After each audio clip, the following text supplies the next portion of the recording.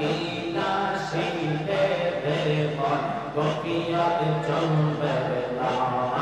মাশাআল্লাহ যেমন হবে আল্লাহ মরণে রে কথা মানুষ মরণে রে কথা মানুষ স্মরণ কর